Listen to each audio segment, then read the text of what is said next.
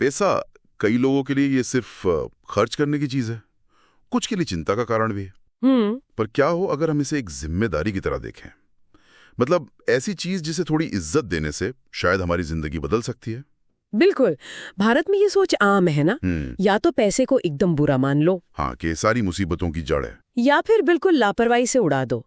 इज्जत देने का मतलब है उसे समझना, संभालना और सही दिशा देना। तो आज हम इसी पर थोड़ी बात करेंगे, एक कहानी के जरिए। आदित्य की कहानी। हाँ, आदित्य छोटे शहर के दुकानदार थे। देखेंगे कि कैसे पैसे को लेकर उनका नजरिया बदला और उनकी जिंदगी भी। और वो 5 आदतें भी देखेंगे जिन्होंने इसमें मदद की। हाँ, और कोशिश करेंगे कि कोई भारी भरकम हिसाब किताब वाली बात ना हो, आसान रखें।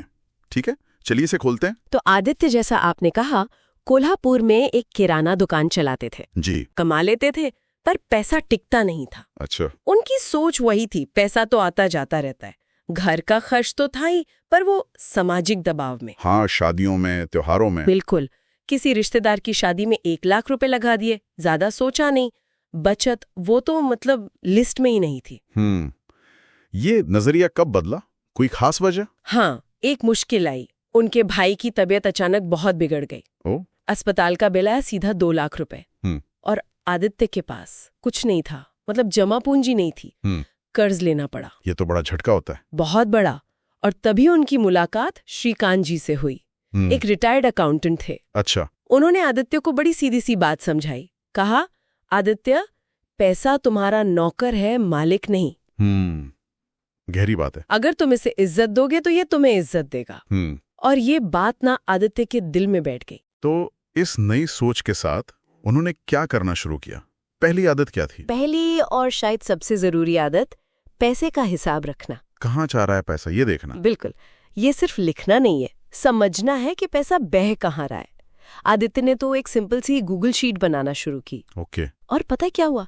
उन्हें दिखा कि हर महीने करीब 5,000 रुपए ऐसी चीजों पर जा रहे थे जिनकी कोई खास जरूरत नहीं थी। अरे हाँ, जब दिखा तभी तो रोक पाए। आजकल तो खैर मनी कंट्रोल, वॉलनट जैसे ऐप्स हैं, ये काम और आसान हो गया है। सही कहा, मतलब पहले लीकेज बंद करो। अच्छा, इसके बाद सुरक्षा का सोचा होगा? बिल्कुल।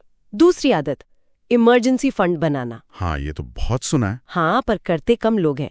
ये वो पैसा है जो बुरे वक्त के लिए एकदम अलग रखा हो, मतलब कम से कम 6 महीने के जरूरी खर्चों जितना। 6 से 12 महीने भी कहते हैं कई लोग। हाँ, अपनी सिचुएशन के हिसाब से। आदित्य ने धीरे धीरे करके 2 लाख रुपए का फंड बनाया और उसे रखा लिक्विड म्यूचुअल फंड में। मतलब जहां पैसा सुरक्षित रहे, बैंक से थोड़ा ज्यादा ब्याज मिले और जरूरत पड़ने पर आसानी से जल्दी निकल जाए। अच्छा। आजकल ऑटो स्वीप एफडी भी एक अच्छा ऑप्शन है। ये एक तरह का सेफ्टी नेट है ना? बिल्कुल, एक सुरक्षा कवच। ठीक है, सुरक्षा हो गई। अब पैसा बढ़ाने की बात, निवेश। हाँ, तीसरी आदत, स्मार्ट निवेश करना। यहीं पर लोग थोड़ा घबराते हैं, लगता है बड़ा मुश्किल है या रिस्की है। हाँ, ये डर होता है। पर स्मार्ट का मतलब ये नहीं कि रातों रात अमीर बनना है, मतलब है महंगाई को हराना और लंबे समय में पैसा बढ़ाना। आदित्य पहले सिर्फ एफडी में रखते थे पैसा, जहां रिटर्न कुछ खास नहीं मिलता। बिल्कुल, मुश्किल से 6%। श्रीकांत जी ने समझाया तो उन्होंने 3,000 रुपए महीने की SIP शुरू की। SIP यानी सिस्टमैटिक इन्वेस्टमेंट प्लान। हाँ, म्यूचुअल फंड में हर महीने छोटी रकम डालना। उन्होंने इक्विटी फंड चुने जिनमें बाजार का रिस्क होता है पर लंबी अवधि में रिटर्न भी बेहतर मिल सकता है। अच्छा। और साथ में 1,000 रुपए महीने का सॉवरेन गोल्ड बॉन्ड लेना शुरू किया। ये सोना खरीदने का सरकारी सुरक्षित तरीका है।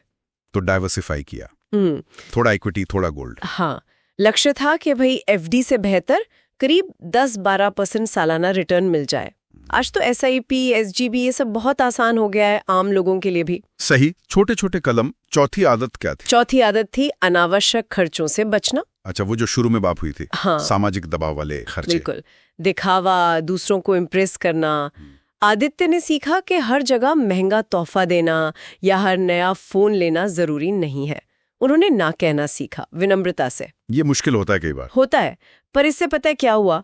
हर महीने करीब 10,000 रुपए और बचने लगे। अरे वाह। हाँ, एक टिप है इसके लिए, कोई भी बड़ी गैर जरूरी चीज खरीदने का मन करे ना, हाँ, तो 24 से 48 घंटे रुक जाओ बस।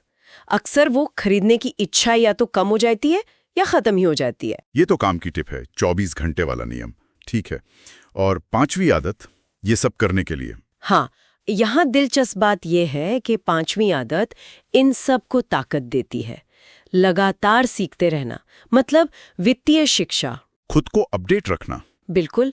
आदित्य को पहले पता ही नहीं था कि टर्म इंश्योरेंस क्या होता है, SIP क्या है। उन्होंने सीखना शुरू किया। YouTube पर चैनल देखे, जैसे CA रचना रनाडे, फिनोलॉजी। हाँ, काफी अच्छे चैनल हैं ये। और किताबें पढ़ी, जैसे योर मनी और योर लाइफ। आजकल तो द साइकोलॉजी ऑफ मनी जैसी बढ़िया किताबें हिंदी में भी हैं। अंकुर वरीकू के वीडियोस हैं।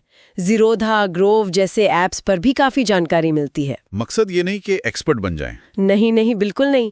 बस इतना समझ लें कि अपने पैसे के बारे में सही फैसला ले सकें। तो इन सब आदतों से आदित्य की जिंदगी में क्या बदलाव आया, मान लीजिए 10 साल बाद? 10 साल में कहानी पूरी बदल गई थी।